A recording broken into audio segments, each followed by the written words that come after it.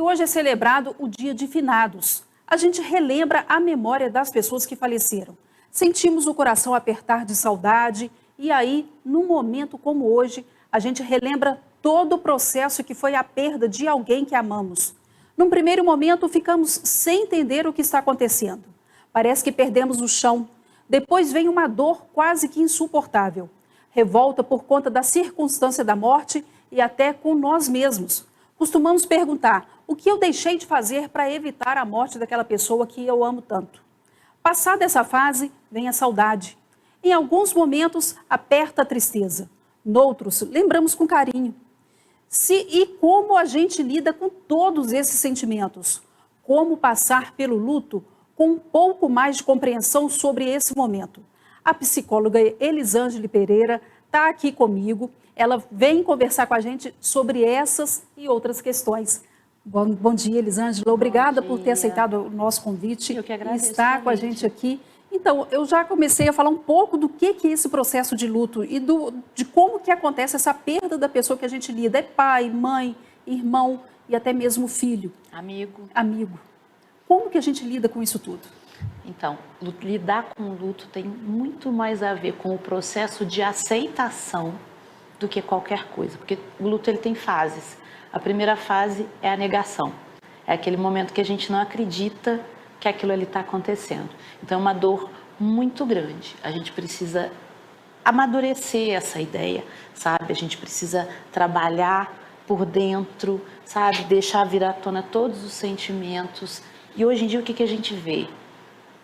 Segue a vida, vai em frente. E isso não é saudável, porque isso é exatamente fugir do luto. O luto, ele te prepara para o enfrentamento daquela perda, daquela dor. Então você precisa daquele tempo de maturação, que às vezes é o que as pessoas me perguntam: quanto tempo eu preciso para viver o luto? E existe um tempo definido? Então, isso varia de pessoa para pessoa, isso varia de quem foi que você perdeu, porque na realidade o luto é aquela ameaça de você perder. Por que a gente sofre tanto? Porque é a ameaça de você perder o amor, você perder um vínculo amoroso muito forte. Como você disse, pode ser um pai, pode ser uma mãe, pode ser um amigo. E a gente entender que a gente não vai ter mais contato com essa pessoa leva a gente muitas vezes para uma situação muito caótica, muito catastrófica. Então o ideal é que a gente primeiro se cure, aceite. O primeiro passo para qualquer problema na vida é sempre a aceitação. Então é aceitar que aquilo está acontecendo e a partir daí ir se acostumando com a falta. Então aquela história de segue a vida, né? Segue o baile. Não. Tá com vontade de chorar? Chora. Eu ia te perguntar exatamente isso, porque a gente costuma receber essa orientação: não chora, porque se você chorar, você vai estar atrapalhando até o desenvolvimento, aí já entrando um pouco na espiritualidade, atrapalhando o desenvolvimento daquela pessoa. É uma necessidade o choro. Sim, o choro é necessidade. Eu costumo dizer que as lágrimas são as palavras que não são ditas. Tudo aquilo que às vezes você queria ter falado para aquela pessoa, você não teve tempo de falar. Entende? Então chorar é importante, não tem que ficar bloqueando, segurando o choro, não.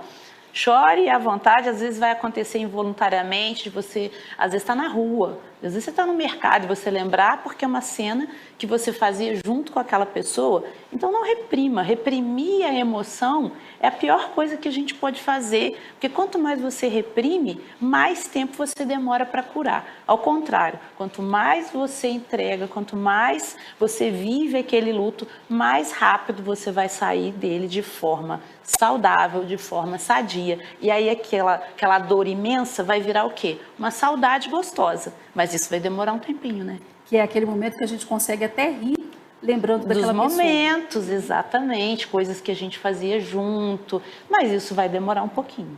Mas fugir da dor, eu digo que é a pior escolha que a gente pode fazer. E há algum método específico, eu diria, para a gente vivenciar esse dor e passar dessa fase de dor para a fase da saudade gostosa? Escrever uma carta para aquela pessoa, ou rever foto, como que a gente faz? Cada pessoa interpreta isso, sente isso de uma forma. Para algumas pessoas, escrever é uma ótima opção. Tem gente que prefere ficar muito tempo sem ver foto. Eu, por exemplo, quando perdi meu pai num acidente trágico, eu escondi todas as fotos dele que eu tinha na minha casa. Por quê? Porque eu não conseguia olhar as fotos. Depois que aquilo foi passando, eu fui tirando e colocando novamente na estante e eu conseguia parar, olhar para aquela foto com carinho, com saudade. Então isso vai ser muito pessoal. O ideal é o quê? Autoconhecimento. Se eu me conheço, eu sei a melhor forma para mim. Porque é um processo individual também, não tem muito uma receita. Cada um vai passar de um jeito, cada um vai passar de uma forma. E quando eu começo a me ferir, ou seja, buscar em mim a responsabilidade pela morte daquela pessoa, como que eu lido com isso? Terapia, autoconhecimento, porque se você está passando por esse processo, é porque na sua mente tem algum pensamento que traz a sensação, que pode ser, na maioria das vezes, é uma sensação imaginária que você ficou devendo àquela pessoa alguma coisa. Ah, porque aquela vez me pediu isso, eu não fiz. Ah, porque tentou conversar comigo e na hora eu não podia. Então é a hora que a gente começa a se cobrar muito. Então a gente tem que resolver, né, se livrar dessa culpa e entender que tudo que foi feito da melhor maneira possível. Né? Não tem como a gente salvar, por mais, é porque a verdade é o apego, né? A gente não quer que ninguém vá embora. Já percebeu isso? Às vezes as pessoas estão sofrendo nos hospitais, né, com dor crônica, em estado já terminal, e ainda assim a gente fica prendendo, a gente quer que ela fique com a gente. Por quê? Porque a gente tem dificuldade de lidar com o desapegar. A gente percebeu agora nesse período pré-finados até hoje, que as redes sociais, aí vamos conversar um pouquinho sobre isso, as redes sociais, elas trouxeram vários perfis, a gente acessava ali o Instagram, o Reels, era toda hora um perfil de alguém que perdeu uma filha, alguém que perdeu um filho, às vezes bebê, às vezes no acidente, e aquilo ali está trazendo para a gente uma dor que às vezes também não é nossa. Sim. Assim como a rede social traz uma vida que não é nossa e nos ilude com aquilo, traz para a gente essa dor que não é nossa. É saudável ficar vendo esses Reels ali naquele momento, esses perfis? Olha, eu particularmente não acho saudável, porque se a gente já tem dificuldade para lidar com a nossa própria dor, você imagina ser impregnado o dia inteiro com as dores de outras pessoas. Então, assim, eu sempre peço para evitar ficar vendo acidente, esse tipo de conteúdo que às vezes é transmitido até via WhatsApp, porque isso vai fazer com que a nossa mente trabalhe pensamentos e o nosso corpo ele reage de acordo com aquilo que a gente pensa. Então, se eu estou o tempo todo vendo perda, dor, morte, falta, eu vou trazer para mim uma tristeza muito grande e talvez aquilo ali me deixe um pouco abalada durante algum tempo. E aí cada um vai ter um tempo variado. Então, eu acho o seguinte, tá com saudade? Vai fazer uma visita, quer fazer uma visita ao cemitério? Vamos ver lá os nossos, né? Agora, você ficar também distribuindo dor, até que ponto isso é saudável? Eu penso que só faz com que a gente traga mais tristeza. As redes sociais, infelizmente, nesse aspecto e em muitos outros, ela acaba sendo bastante negativa. Nosso tempo está acabando, mas eu ainda tenho mais uma perguntinha para você.